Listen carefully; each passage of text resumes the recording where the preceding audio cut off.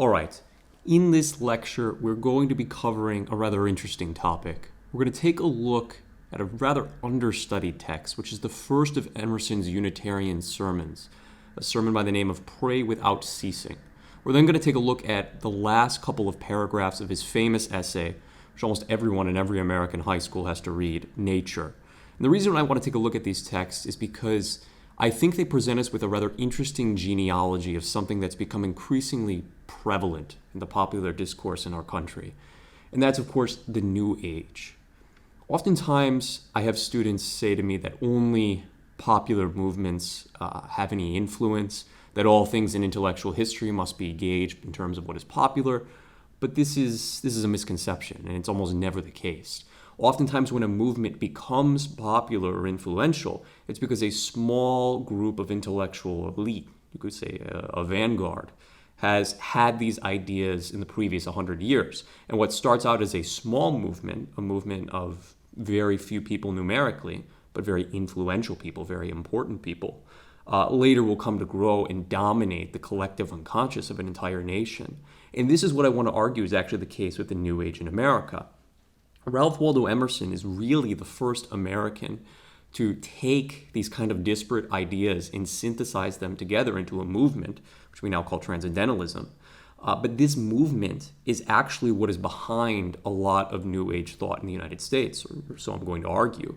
And this is stuff that you see really everywhere, across all levels of society, whether we're talking about rich or poor, whether we're talking about educated, uneducated, whether we're talking about old, young. You'll have people, again, across all strata, talking in terms of positive psychology, talking in terms of manifestations or manifesting things, talking in terms of vibrations, about the power of positive thinking, the power of now, so on and so forth. These are all things that are derived from this New Age system of thought. And if we're going to characterize it by a sort of central dogma or a central unifying factor to all these different New Age movements that have been cropping up really over about the past 50, 60 years or so, it would be this. Traditional religious belief or healthy religious belief, wherever in the world you find it, has a central unifying aspect, which is I submit myself to the demands of God. Or you can see this in other philosophical systems. I submit myself to the demands of the truth. I submit myself to the demands of the one. I submit myself to the demands of the good. To use even New Age parlance, I submit myself to the demands of the universe. I, the individual, must reconcile myself with something greater than me. First and foremost, God, right? First and foremost, the highest possible good, truth itself, goodness itself. I must reconcile myself with my Creator, and then with other involuntary systems that I am placed in. I must cooperate and reconcile myself to the demands of my family structure, which is involuntary and which I did not choose. I must submit and reconcile myself with the demands of, say, my people, my small city, the locale in which I grow up. I must make concessions in order to live peacefully with my neighbors. And again, did I choose where I was born? No, this is involuntary. And for most of human history, people lived and died in the same place, right? They weren't doing what we knew now, which is, taking all sorts of fancy trips to Taipei and parts of India and so on and so forth for Instagram pictures. No, you lived and died in one place, and you reconciled yourself with your neighbors, who, again, you were going to see for the rest of your life. Similarly, you reconcile yourself with the demands of the larger people, the ethnos, or the nation state. And in all of these systems, which again are involuntary, which you do not sort of create or engage in voluntary participation in, you're born into them rather, you reconcile yourself with them. You submit to the demands they make on you. It's a sense of duty rather than a sense of rights. And what you see in the New Age discourse is an inversion of this traditional or healthy religious impulse, which is instead, rather than I submitting to the demands of God, I submitting to the demands of the truth, I submitting to the demands of the good, these things must submit themselves to me. I do not submit to God, God submits to me. I control the universe, I control God. I, through my manifestations and through the exertion of my will create truth, will bring things into being. What is right is what I desire, right? My desires are all innately good and inherently good, and I must self-actualize. I must take this self that I've understood and bring it out into the world. So instead of the universe being something that I must submit to, I must submit myself to the facts of reality, to the highest possible existence, to God itself. These things are now under my conscious control, and they must be submitted to me. You can see this is very clearly a form of personal voluntarism, which is why the New Age leads, first and foremost, to a form of solipsism, which we'll talk about in a little bit, but also to a worship of self, to a worship of power, and to a worship of will, because all things in these New Age systems of thought ultimately come down to power and will, because for a New Age thinker, as we're going to see, and it's certainly the case for Emerson, all things are ultimately a matter of power and of will. Now, for those of you who don't know, I'm sure some of you may have studied Emerson in school, but most public schools do a terrible job of talking about Emerson and his life project. He's sort of made out to be, just kind of be yourself, go with the flow, proto-hippie type of guy. I know in public schools they'll do such ridiculous exercises. Okay, we read, a paragraph of Selfreliance. Now we're all going to do yoga, and we'll talk about, peace and so on and so forth. This is obviously, or should be obvious, and this is not what Emerson's project is, though in many ways it's ironic that is how he's taught, because he is the man who produces these things in some sense. But for those who don't know, the way Ralph Waldo Emerson should be remembered is as the most famous American writer who ever lived, and more than most famous, the most influential. Very few people read his works now, but in terms of legacy on shaping the American character, on shaping the way Americans think about things and perceive the world with respect to other peoples, Emerson is without a doubt the creator of the American ethos. The only man that even comes close, in my mind, would be Benjamin Franklin. But Emerson really, in essence, created the idea of an American out of thin air. And one of the central aspects of Emerson's thought, which is we call transcendentalism, in fact, he said himself, this is the central dogma of transcendentalism, is that the individual is the world. And I would write that down and memorize that. The individual is the world. What Emerson's central project was, the dominating idea, the thing that drove him his entire life and in some sense possessed him, is the idea that there is no fundamental distinction between subject and object, between self and other. That at the highest possible level of reality, all things are actually one thing, which is the Oversoul. Emerson starts out life, many people don't know this, but he starts out life as a Unitarian minister. He's originally a school teacher. He doesn't really know what he wants to do. He eventually goes into the Unitarian clergy, studies under a famous minister by the name of William Ellery Channing, at the time one of the most influential public American intellectuals. He gives sermons. In fact, there are 4 volumes of Emerson's sermons. I've read a good number of them. They're rather interesting texts. They're very well written, very intelligent for how old he was at the time. He gives his first sermon when he's only 23 years old, if you can believe it. It's actually the text we're going to be looking at today. And, he does well as a Unitarian minister. He's preaching in a very influential church. He's got a large circle of followers. He does well for himself financially. But he eventually comes to have a break with Unitarianism over the idea of the Lord's Supper, which he no longer wants to celebrate. And he retains some residual, very, very loose Christian ideas from Unitarianism. Though to be honest, it's a bit of a stretch whether or not we can call Unitarians Christians at all, given that they don't confess really almost any part of the Nicene Creed. But he retains, a sort of very vague, indefined Christian ethos, the kind of vague Christian ethos that I think most Americans have, whether they're religious or not. And he respects Jesus as a sort of teacher figure, but of course absolutely does not see him as God. He's really, for Emerson, one teacher among many. In his series on influential men, he'll talk about Plato as being sort of on the same level as Jesus, or a figure like Goethe being on the same level as Jesus. They're just all manifestations of genius for Emerson later in life. But yes, he leaves the Unitarian clergy. He starts to become interested in Eastern forms of thinking.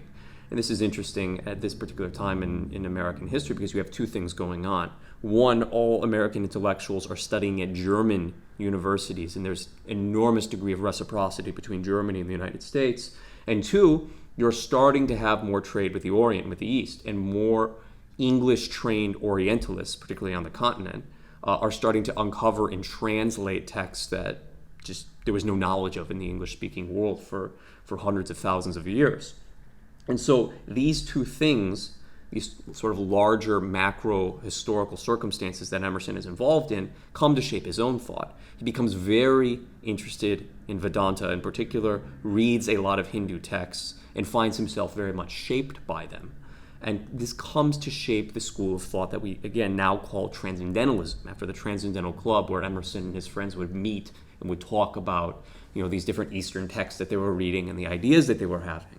And again, for Emerson, the central idea behind this movement is that the individual is the world. And this, believe it or not, actually does come from Hindu thought, because what you see in Vedanta is an idea that we live in Maya, which is illusion. Maya means illusion.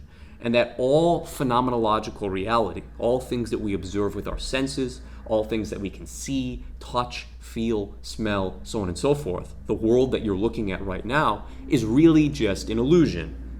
And that when you reach a certain peak of gnosis and of spiritual experience, you come to realize that all reality is actually one thing. It's a monad called Atman, right? Or Brahma, right? They're essentially the same thing. There's subtle distinctions between the two in terms of the way they're discussed in Indian philosophy, but fundamentally the same thing. That all things are Brahma, all things are God, that God is in everything and that God is everything. And that because of this, when I see all the things that are outside of me, if I'm out in a forest and I see a tree, if I'm spiritually unenlightened, if I'm at a low sort of cosmic level of vibration and spiritual intelligence, I see a tree. I see a distinction. Oh, this is an object that is not me. It is the not me. It is the other. And it is fundamentally different from me in all these different ways. But if I'm enlightened, I see that this is actually just a manifestation of me. I am a manifestation of the tree. The tree is a manifestation of me. And really, there is no I or tree. There is only God. There is only this monad. There is only Atman. And all things that we observe phenomenologically with our senses are really the same thing. And Emerson pulls this from Vedanta and is very much influenced by it. And he tries to reconcile this with Western forms of thinking particularly that are becoming popular at this time, namely Kantian idealism or transcendental idealism. Again, a lot of Americans during this period, it's the early 19th century, late 18th century, are studying at German universities, and they become very influenced by the movement of German idealism. And Kant's version of idealism, to give a sort of quick summary for those who don't know, is something like this. When I go out into the forest and I see a tree, I perceive all these categories. Like this tree has a particular location in space. This tree has a particular location in time. This tree has particular qualities, such as its number, it's one tree, or certain lower intermediate qualities, like the fact that it is hard, like the fact that it is green, so on and so forth. But none of those things for Kant are inherent to the tree itself. What Kant tries to say is those things are categories which are inherent to my perception of the tree, and namely in my own mind, in my ideas, and that really all matter is just an expression of my own ideas about it. And if there is a tree, if there is something at the bottom, probably wouldn't look like a tree, we wouldn't recognize it as a tree, but if there is something where I can perceive that object that I am now calling tree, absent space, absent time, absent color, absent all these intermediate qualities, I cannot possibly know it because I cannot step out of my own consciousness and my own mind. The perception of that tree is always going to be mediated by these Kantian categories like space and time, which for Kant aren't real in the absolute sense. They have existence. There's a sort of ontology to them, and they affect the way I perceive the world and my judgment of the truth. But when I get down to the object itself, there is no space and time. Those are things my mind imposes on the object in order to make sense of them. And really, to imagine that tree absent all these categories would be imagine, for Kant, the thing in itself. And what Kant says is that thing in itself is unknowable. I never actually get to experience the thing in itself because I can't experience anything absent my conscious perceptions of it. And so this is very influential in Germany at the time. And Emerson is influenced by a lot of people who are interested in German idealism. And he says, well, this is interesting, right? A lot of what Kant says, a lot of what these German idealists are saying is very much reconcilable with Eastern systems of thought. The only difference is, and Emerson leans more towards the Eastern side than the German side, is that in Vedanta, the thing in itself is knowable and does exist, and it is God. It's not this sort of thing that I can't perceive in any possible way. No, rather, there is no self-other distinction. All things are actually the same thing, and they are God. Now, if you're wondering how this gets us to the New Age and how this gets us to these sort of occult forms of thinking, just think about it this way. If I am God, right? For Emerson, I am God. I am a manifestation of this universal spirit, which he calls the Oversoul. Okay? He writes an essay. This is in his first series of essays. You can find the essay called The Oversoul, where Emerson essentially argues that there is no self-other distinction. When I look at someone else, it's not that they are a unique soul made in the image and likeness of God, which is the Christian teaching, the correct understanding. My soul is not your soul. My being is, in a certain sense, implicated by your being. The things that you are and the things that you do affect me and my perception of myself, but we are fundamentally separate. There is my soul and there is your soul. For Emerson, this disappears.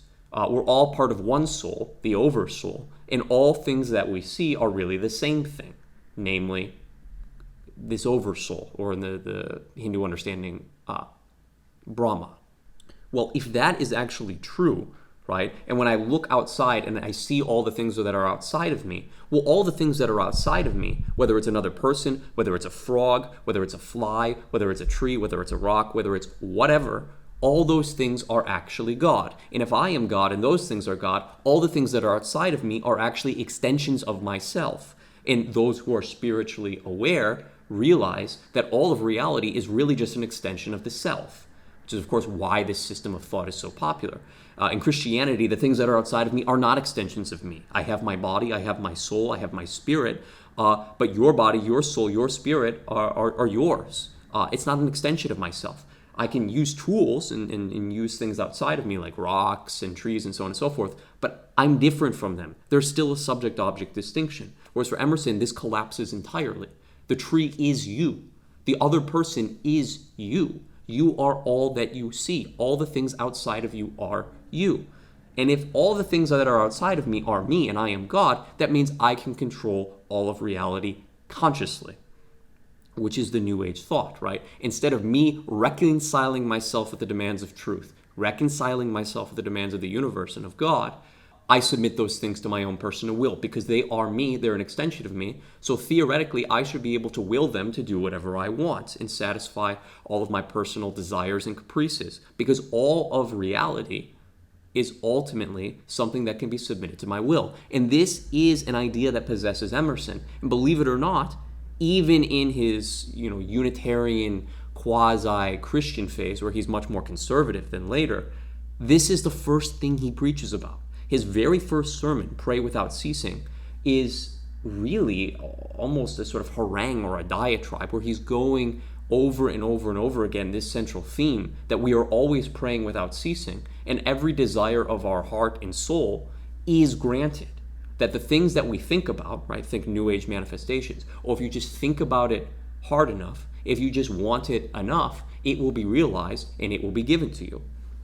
Some of you, this may ring a bell from a book from the early 2000s that was insanely popular. Hard to describe how popular it was. I remember you could see it at airports at the time. In the suburbs, every mom was reading this book, and consequently, people were bringing the book to school. Everyone was talking about the movie. It really shaped almost every aspect of life in the early 2000s. Was The Secret. And now, of course, this is more popular, and there are different forms of it.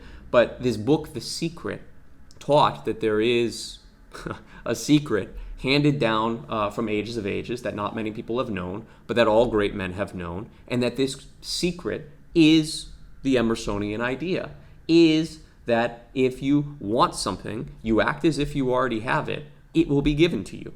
And that really all things that we see in the phenomenological world, in the world outside of us, are just manifestations of our deepest desires. Now, of course, anyone with a brain can see the problem with this, right? As one person objected, well, okay, is Hurricane Katrina then? Hurricane Katrina, this was 2006. Well, is that just a manifestation of the cosmic vibrations of New Orleans? Did everyone in their deepest heart of hearts wish for Hurricane Katrina? And of course the answer is no, right? When something bad happens to something, is that just because they think negatively? And what happens if I desire something in my heart of hearts that's opposite what you desire? Is it just a battle of will?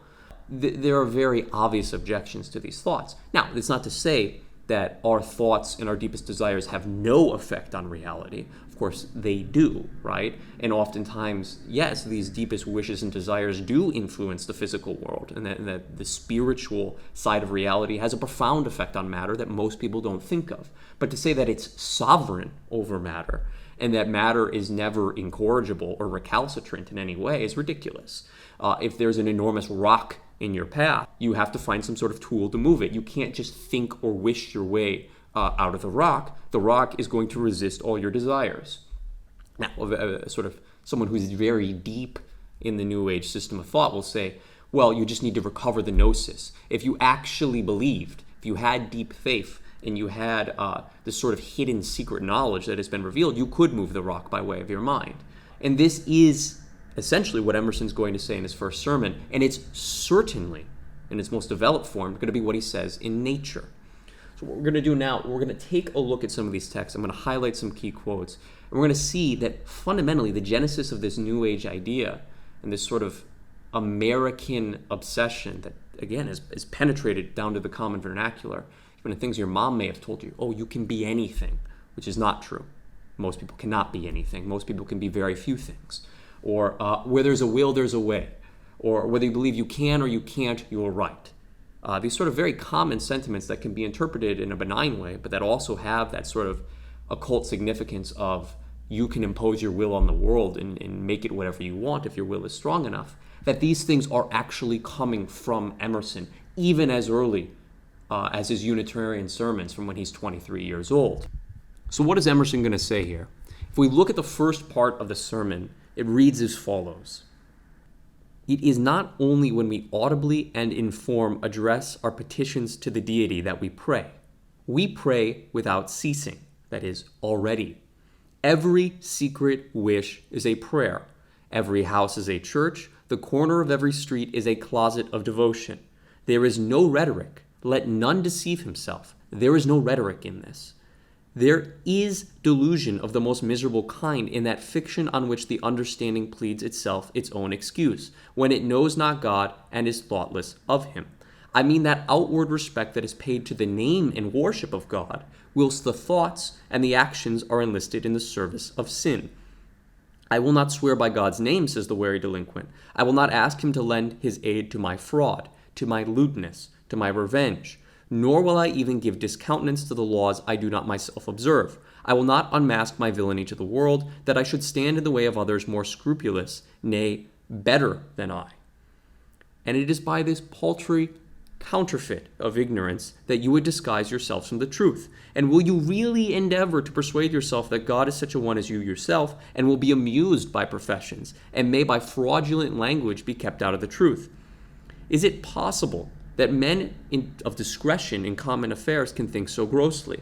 Do you not know that the knowledge of God is perfect and immense, that it breaks down the fences of presumption and the arts of hypocrisy, that night and artifice and time and the grave are naked before it, that the deep gives up its dead, that the guts of chaos are disemboweled before him, that the minds of men are not so much independent existences as they are ideas present to the mind of God, that he is not so much the observer of your actions as he is the potent principle by which they are bound together, not so much the reader of your thoughts as the active creator by whom they are aided into being, and casting away the deceptive subterfuges of language, and speaking with strict philosophical truth, that every faculty is but a mode of his action, that your reason is God, your virtue is God, and nothing but your liberty can you securely and absolutely call your own.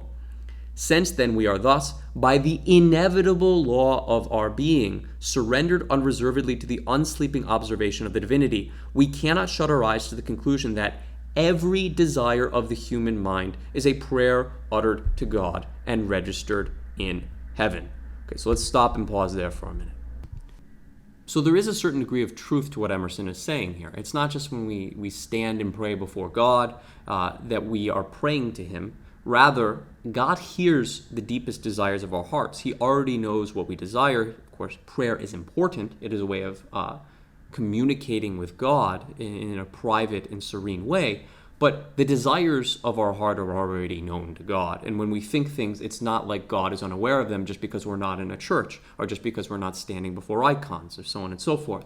God already knows those things. This much is clear to everyone.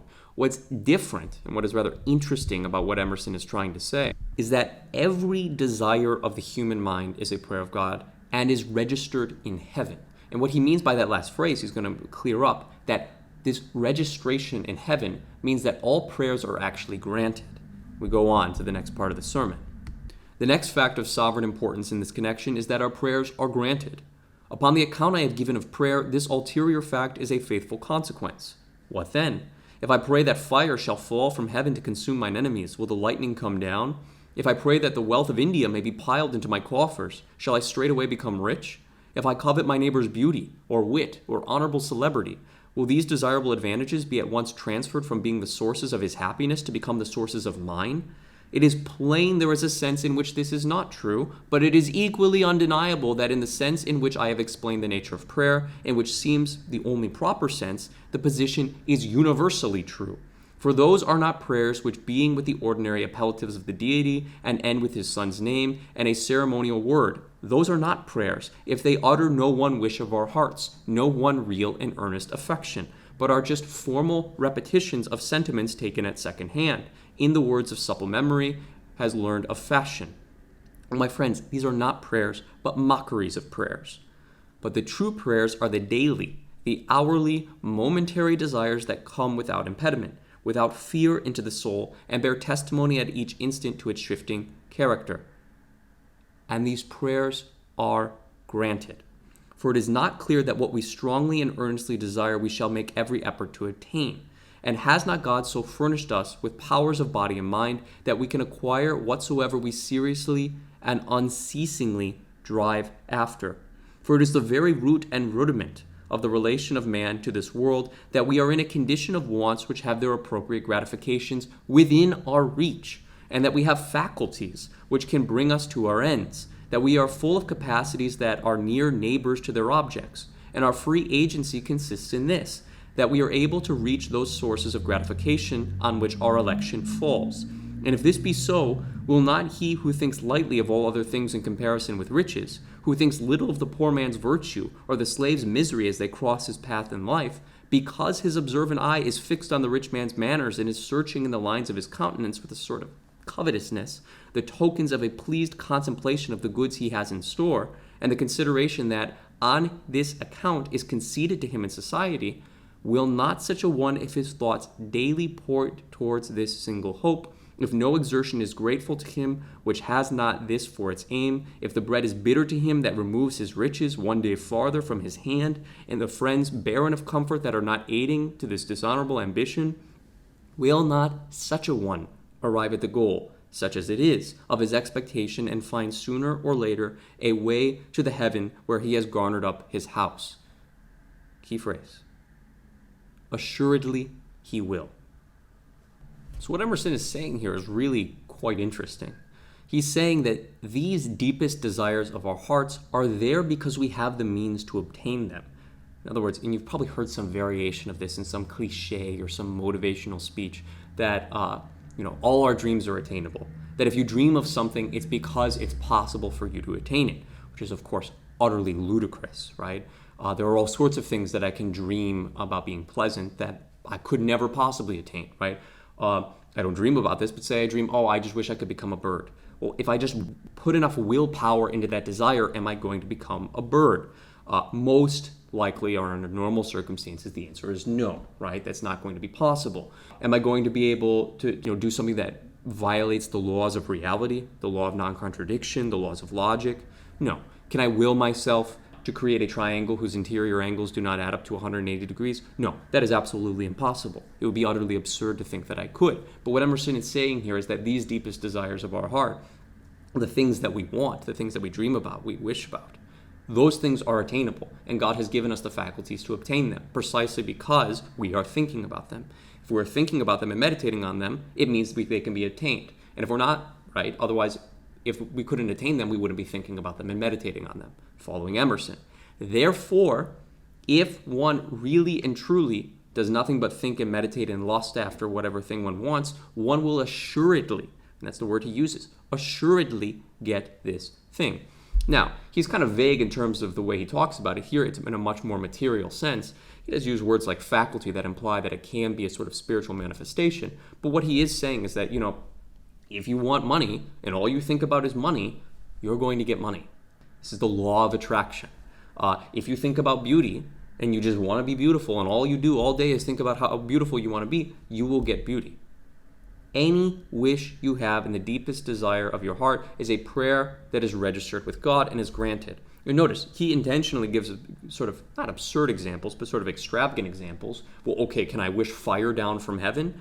And he says, well, there's a sense in which that's not true, but there is a sense in which it is true. And this is his ambivalence, right? Because he's still trying to reconcile this fundamental perception, this fundamental obsession with his, with Christianity, and he can't quite reconcile it. But later, if you go and read nature, you'll see, yeah, absolutely. He would say, without a doubt, there's a part of nature, I'll actually read it for you, where he says, yeah, the laws of physics, things that we think are, as we call them, laws, that are ironclad, that are immutable and unchanging, those are subject to human will and power. And if you will differently, you can change those laws. Now, here he doesn't quite say that, and he's not specifying the mechanism, but in nature he's going to say the very transcendentalist, the very idealist conclusion, which is that the things that we consider matter are not really matter, but manifestations of spirit. And because there's only one spirit, one oversoul, that is in your conscious control, that you can manipulate matter by way of will, and that one who has the spiritual enlightenment, one who has the secret knowledge or gnosis, to that one, all of reality is under his conscious control. Let's actually take a look here now. So this is towards the end of Nature. This is chapter 6, which is on idealism. Emerson will go on to say, even in physics, the material is degraded before the spiritual. The astronomer, the geometer rely on their irrefragable analysis and disdain the results of observation. The sublime remark of Euler on his law of arches, this will be found contrary to all experience, yet is true, has already transferred nature into the mind and left matter like an outcast corpse. Matter like an outcast corpse. So in other words, the things that we perceive as matter are actually dead, right? Because for an idealist, matter is not what is important. Matter is either totally unknowable, for Kant, right? A thing in itself that I can't ever divorce from my perception of it, or for Emerson and Vedanta, an expression of the absolute, an expression of the oversoul, an expression of Brahma, an expression of God, or this monad. So for Emerson, oh, look, matter, you're just relying on sort of brute facts and observation. That's not good enough. One who is intelligent, who is spiritually enlightened, as he's going to say these astronomers and these mathematicians and geometers are, he knows that the material is degraded before the spiritual, and that the spiritual law, the highest law, actually can manipulate matter consciously. And that really the goal of science and the goal of inquiry is to cast out matter like an outcast corpse. It is to impose our will upon reality and shape it to what we want it to be, because matter is spiritual, right? And so this spiritualization of matter means that all the things that are outside of me, if they really are me, I can manipulate them. And that there really are no ironclad laws. That things that appear like the laws of physics, things that appear like the laws of chemistry, are really just manifestations of my will, and that I can change those things as I desire. And he's going to be even more clear about this in the later sections of Nature. For example, the last chapter of Nature is rather particular about this point. In Spirit, Emerson's going to say, whence is matter? Meaning, where does matter come from? What is matter? I've been talking all this time about matter and the sort of low base common use of it, chopping down trees. drinking water, the sort of Minecraft uses of matter. But what is the real use of matter? What is matter to one who is enlightened and who has the gnosis? And why is it here? So he says, whence is matter and where to? Many truths arise to us out of the recesses of consciousness. We learn that the highest is present to the soul of man, that the dread universal essence, which is not wisdom or love or beauty or power, but all of these in one, in each entirely, is that for which all things exist, and that by which they are.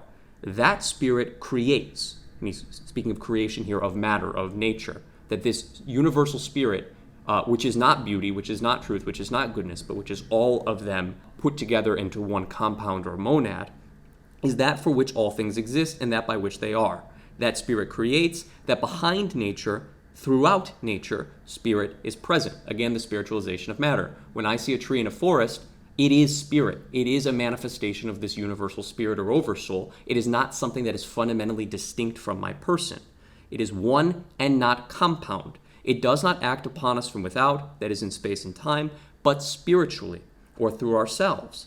Therefore, that spirit that is the supreme being does not build up nature around us, but puts it forth through us, as the life of the tree puts forth new branches and leaves through the pores of the old. As a plant upon the earth, so a man rests upon the bosom of God. He is nourished by unfailing fountains and draws at his need inexhaustible power, right? Because if there's no distinction between him and this spirit, he has inexhaustible power.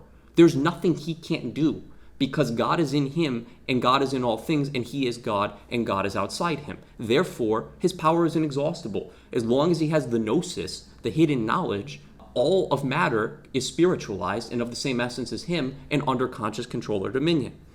Who can set bounds to the possibilities of man? This is the sort of platitude that you hear all the time, but it's really an American way of thinking.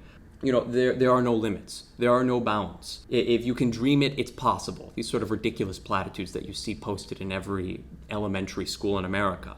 This is what Emerson is saying, that because of this spiritual realization, the collapse of the distinction between self and other, man's possibilities are boundless. There's literally nothing that he can't do. Once inhale the upper air, being admitted to behold the absolute natures of justice and truth, and we learn that man has access to the entire mind of the Creator and is himself the Creator in the finite. This view, which it admonishes me when the sources of wisdom and power lie, and points to virtue as to the golden key which opes the palace of eternity, carries upon its face the highest certificate of truth, because it animates me to create my own world through the purification of my soul. Read that last part again. Animates me to create my own world through the purification of my soul. In other words, when my soul is purified, and here he's not speaking in a Christian sense at all, he's talking about when I realize this high spiritual truth, that there is no self-other distinction, that I am God, that I am part of this oversoul. Once I realize this truth, I can create my own world. There's nothing in observable, phenomenological reality that is now outside of my grip. And this is the exact conclusion he's going to have in the last chapter, chapter 8, called Prospects, where he says, essentially, I've told you all these things about nature, where here Emerson, yes, he does mean in the sort of environmental sense, like trees and birds and things outside of you, right, things that are green, but he also means the nature of reality itself. So Emerson says, now that I've told you all these things about the nature of reality, what can we do with them? And the conclusion, again, if you've been following this train of thought or you know anything about the occult or the New Age, is going to sound very familiar. We come to look at the world with new eyes. It's the last paragraph of Nature. It shall answer the endless inquiry of the intellect, what is truth, and of the affections, what is good, by yielding itself passive to the educated will here in all caps. Then shall come to pass what my poet said. And here I'm almost certain he's talking about himself. There is no separate poet. Nature is not fixed, but fluid. Go back to the passage on the physicist. There are no immutable laws in nature. There is no natural law. There are no physical laws. There are no constants. These things are all under the sovereign will. Spirit alters matter, molds it, makes it. The immobility or bruteness of nature is the absence of spirit. Okay? The absence of spirit is the immobility or bruteness of nature. Meaning, if you're one of these bumpkins who doesn't have gnosis, you see a tree and think, this is something outside of me. If I I don't know, need to make a house, I have to cut down this tree and I have to do all these sort of things following a set of procedures and rules. If I encounter a boulder, I have to find some way to move it or destroy it. It's brute matter. I have to do something to it that is in line with these series of rules. That's part of this cosmic dance we're all playing. Emerson says, no, it's only brute, irrefragable, unchangeable if you're a bumpkin. You have to have gnosis. Okay, those who have the gnosis, what happens? To pure spirit, it is fluid. It is volatile. It is obedient. Every spirit builds itself a house, and beyond its house a world, and beyond its world a heaven.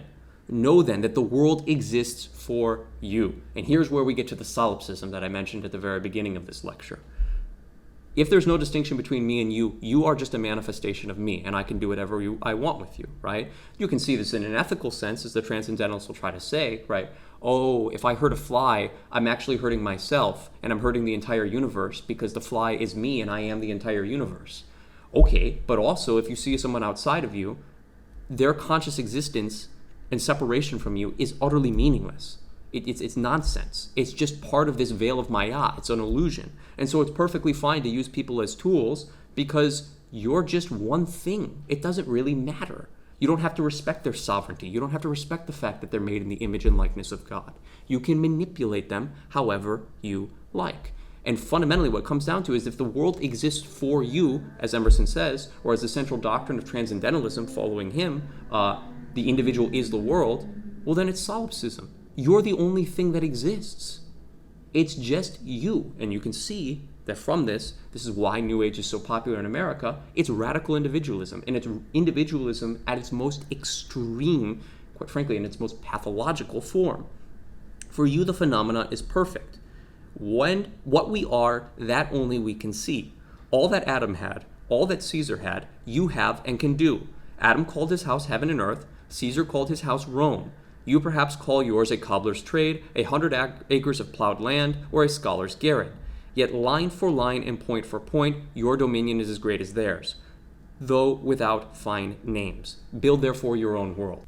And this really is the key phrase. You can see the Faustian nature of what Emerson is trying to engage with here. The idea is that reality as it is presently constituted, the things that you see around you, you should only believe in those things and trust in those things if you are a fool, if you're one of these bumpkins that believes a tree is really a tree. If you are enlightened, if you have spiritual wisdom or this gnosis that Emerson talks about, what you should be trying to do instead is consciously manipulate that reality and make your own world, make a virtual reality, or rather bend reality as it actually is as you want it to be, as if reality itself is some sort of lucid dream and you are the dreamer, by which when you realize that you are God, when you acquire this gnosis or hidden or sacred knowledge, you can now manipulate all aspects of reality and be a little God and do whatever it is you want to do. As fast as you conform your life to the pure idea in your mind, that will unfold its great proportions. A correspondent revolution in things will attend to the influx of the Spirit. So fast will disagreeable appearances, swine, spiders, snakes, pests, madhouses, prisons, enemies vanish. They are temporary, and shall no more be seen. The sordor and filths of nature, the sun shall dry up and the wind exhale.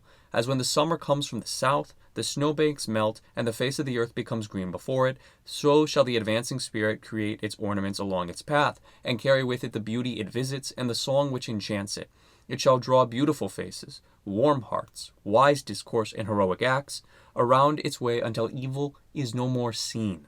The kingdom of man over nature, which cometh not with observation, a dominion such as now is beyond his dream of God, he shall enter without more wonder than the blind man feels who is gradually restored to perfect sight.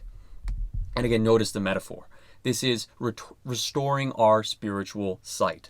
Once our spiritual sight has been restored, we can restore Eden. And we don't need any sort of external grace or act of God to do this, because for Emerson there is that lack of distinction between subject and object, once you realize your innate godness, you can restore Eden. Life will be a paradise and there will be no more evil. And if there is evil, it's because you are not spiritually aware enough. It's because you have not yet mastered your control over the external world.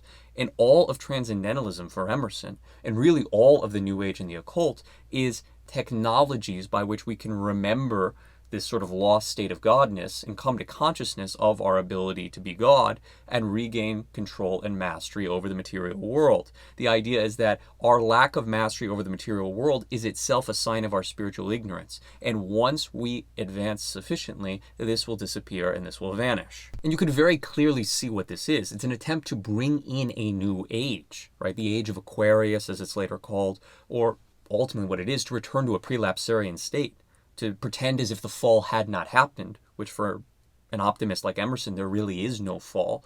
There's only lack of knowledge or ignorance. To pretend as if the fall had not happened and restore ourselves to a state of perfect unity and integrity without God, without any sort of, again, external factor. I can save myself by my own hands through the acquiring of this hidden knowledge. Now, I often get this question from students, how did anyone actually believe this? They're often incredulous that Emerson really believed that these things were under his control and that he could manipulate them. To them, it seems a sort of fanciful form of reality. But it's actually not. This is, first and foremost, it's not a new idea. Emerson's synthesis of it and his pitch to the American mind is new, and we'll talk a bit about what specifically is resonant to Americans and the way Emerson has framed this. But this is very old. This is a synthesis of many different heresies. You can see aspects of Gnosticism in this. You can see aspects of Manichaeanism. You can see aspects, of course, of Vedanta, of Hinduism. This is Emerson's real synthesis of these materials, again, to pitch it to an American mind in a way that it becomes digestible and intelligible. But these are old things that many thousands of people have believed throughout the ages. And what is appealing about this particular belief on a personal level is if you are someone who cannot relinquish control over things, who must be in control of everything, and who quite frankly wants to be a little tyrant over the world, and can't admit that there are things and circumstances which could possibly be outside your control, things like weather, circumstance, genes, so on and so forth, well, then this is the ideal worldview for you. No, though it's an illusion that anything is outside your control. You actually have perfect integrity and perfect control over everything. You just don't know it. And therefore, your ego can never be wounded or can never be bruised. You never have to suffer any sort of pain from knowing that this life is what it really is, which is imperfect, very awful, very painful, stained in every aspect with sin and with the consequences of man's first disobedience. You don't have to believe that if you take the Emersonian route. You can just say, no, actually, I am God over this little world. I can do whatever I want. I do whatever I please, and I have perfect control. I don't need to be anxious about the future because it's all under my conscious control. Nor do I have to worry about other minds. Nor do I have to worry about a potential object or other who might be disagreeable to me, because that object or other is an illusion. They're not actually real in any sense. So I don't have to care about other people's emotions. I don't have to care about other people's feelings. And I don't really have any ethical duty towards humanity other than self-actualization, which quite frankly is what Emerson says in Selfreliance.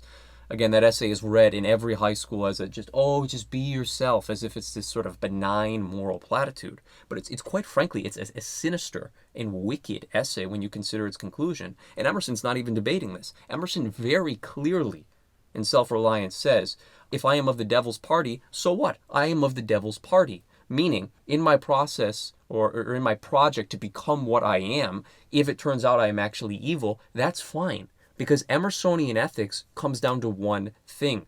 Do I want to do this or not? All that matters is actualizing oneself. In that respect, it actually very much mirrors what Aleister Crowley would say, right? Do what thou wilt. This is Emerson's ethics. Emerson's idea of sin is not being true to oneself. If you're not true to yourself, if you're not following your highest calling, if you're conforming or being agreeable or making concessions in any way with family, with nation, with God, that is sin for Emerson. And virtue is just self-actualization. It's just doing the things that you want to do. This is what Emersonian ethics reduces to. And so for a person who has this ethical system, who just wants to do whatever it is they want to do, this is the perfect way to see the world. There are no distinctions because everything is you. It's pure solipsism and purest narcissism. Moreover, while we're on the topic, it's worth mentioning that this catches on in America for a very distinct reason. The German system of idealism does not take this route. And in Hinduism, we don't see this same radical degree of emphasis on the self, emphasis on actualization. It's much more in favor of dissolution of the self, dissolution of the illusion of the ego. Whereas for Emerson, no, it's quite the opposite. It's actually about the aggrandization of the ego, about realizing the ego in its fullest extent and capacities. And this is because if you consider America's historical destiny and the sort of circumstances that mitigate its potentialities, the circumstances which give it its unique historical character, its sacred geography, its personality, this makes a lot of sense. America is a nation that first and foremost is founded as an orphan, which is founded by the killing off of the king, killing off of the father, and transitively of God the Father, and which is founded as a sort of radical act of self-determination and independence. It's propositional nationhood. It's not as if the Declaration of Independence, the Bill of Rights, the Constitution, so on and so forth, are autochthonous and they just spring up from the people. It's not like English common law where it's something that's handed down by generation of wise judges and precedents and so on and so forth. No, it's a nation that's explicitly founded on anti-traditional principles. It's explicitly the idea that, yes, association should be voluntary, and we have made a voluntary disassociation with the king. That's ridiculous. Can you make a voluntary disassociation with your father? No, you don't get to choose the family you're born in. You don't get to choose the nation you're born in. You don't get to choose your rulers. These things are outside of our conscious control. But America, in terms of the way it stylizes itself, in terms of its myth-making, its narrative, has decided, no, actually, what our national mythos is the rejection of the father, the rejection of the king, and an embrace of this discourse of self-actualization, that in order for us to become what we are, we must become independent from the other. And so to a nation which is so much founded on this idea of radical individualism, radical liberty, right? Notice, we always in America are talking about liberties and freedoms and rights. Very rarely do we talk about duties. It's quite the opposite in the Spanish-speaking world. But in the English-speaking world, again, liberties, rights, freedoms, things that I want to do. Well, if all you talk about are things that you want to do, things that you should be free to do, things that the other or the intransigent object should not prevent you from doing, well then no surprise this philosophy is going to be agreeable to you, because then you no longer have to consider those things. It can just be the ego and its own, quite frankly. You can do whatever you want, and there are no limitations. There are no gods, there are no masters. There is just the eternal monad of you. And so for many reasons, this is very, very, very agreeable to the American ethos. And in many ways, in putting these thoughts forward, in making this synthesis, Emerson is both pulling at something that is deep in the zeitgeist, but also, quite frankly, forging the American identity. And we see how popular it is now because, again, as I mentioned, everyone, and I mean absolutely everyone, in America grows up hearing platitudes like you can become whatever you want, work hard and you will attain it, dream it and it's possible, so on and so forth. And very rarely do we hear anything from our mothers or anything from television that tells us there are limits to your potential. There are limits to what you can do. Not everyone can self-actualize and be some sort of great thing. There are duties and obligations that you must follow. Much of life is based on involuntary associations and brute facts of reality that no one wants to deal with. We don't hear about these things, and I would argue the reason we don't hear about these things is because of this Emersonian legacy. Now, this gets to a second point, another thing that my students are always asking me about. Well, they say, look, okay, I can understand why someone would want to believe this, but then the real question is, why are there no more transcendentalists? Why don't I see transcendentalist meeting halls? Why are there no transcendentalist clubs in America today? And there's a two-part answer to that. The first is, well, maybe three parts. The first part is, one, transcendentalists are egoists. They're individualists. You put enough of them in a group and they're always going to be fighting, which is what happens, right? There are all these disputes, big one being between Emerson and Thoreau, which we might talk about in a separate lecture. But they're egoists. They don't like associations and they don't like congregating.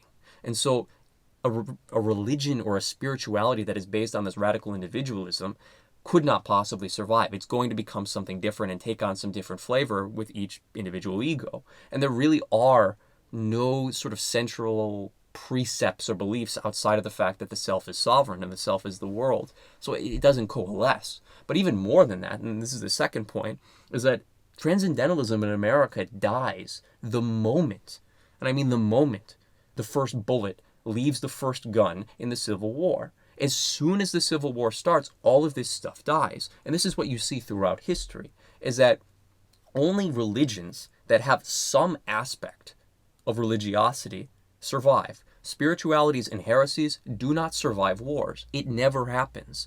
Because when people are dying and the intransigent, evil, awful facts of living in this fallen world present themselves in the most visible and excruciating and cruel of possible ways, which they often do in war, the idea that the self is sovereign no longer makes sense. You can no longer even pretend that this is reconcilable to the world as it actually is.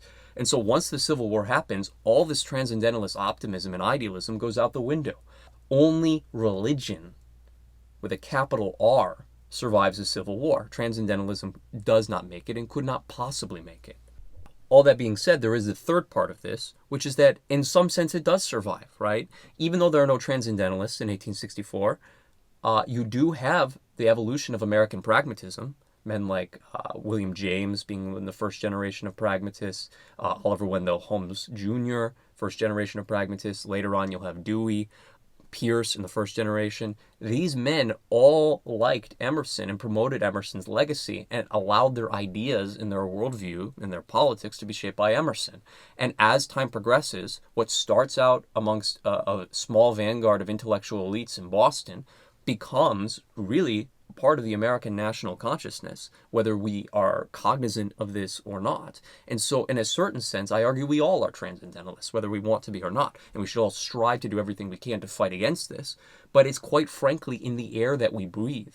Every American, educated, uneducated, all classes, all different areas, races, so on and so forth, has some element of this transcendentalism. You personally may not be interested in Ralph Waldo Emerson, but Ralph Waldo Emerson is interested in you, and his ideas have shaped who you are to a large degree, whether you're aware or not. It shapes the languages, the sort of language and common speech that you use on a day-to-day basis. It shapes the way you perceive the world. It shapes the way, quite frankly, even the geography of America is structured and the architecture of America is structured. Almost everything in our country and the other countries that America controls by proxy has an element of Emersonianism influencing it. Again, it's in the very air that we breathe. It's in the gestures we use. It's in all sorts of things that we're not consciously aware of, but which we imbibe on a day-to-day basis. And so there is a certain aspect of all of us that resonates with this transcendentalist thought and that has it as part of our collective heritage and lineage. Again, that doesn't make it a good thing. I'm saying it just as a sort of statement of fact that things are this way. I do think we should fight against this. I do think that it is an evil, but it is a fact that in a certain sense, transcendentalism in America has never died. I don't want to make this too long, so we're going to wrap things up here, but hopefully what this has done for you has shown you that these new age ideas that people talk about, the secret manifestation, so on and so forth, these are not new ideas. These are very old ideas, and they're ideas which are popular in our own country and in our own time for reasons that are concrete and historical. And that if you go back to the source and you use the genealogical method to try to understand how literature and philosophy have shaped our worldviews, you can very clearly see that in this particular instance, the beginning of the New Age in America and the beginning of this system of thought begins with one man, namely Ralph Waldo Emerson, and that the texts that we have shown demonstrate not just an affinity for this system of thought, but quite frankly, its creation, and that Emerson should be remembered in our own collective understanding, not just as, a sort of happy-go-lucky, be yourself type of guy, sort of moral platitudes that you see plastered in a public school, but rather for what he really is, which is the founder of the American mind, the founder of the American system of understanding, and a creator of this American ethos, which we all live under to this very day. And it's only by understanding these things and trying to penetrate to the bottom of them can we try to correct them.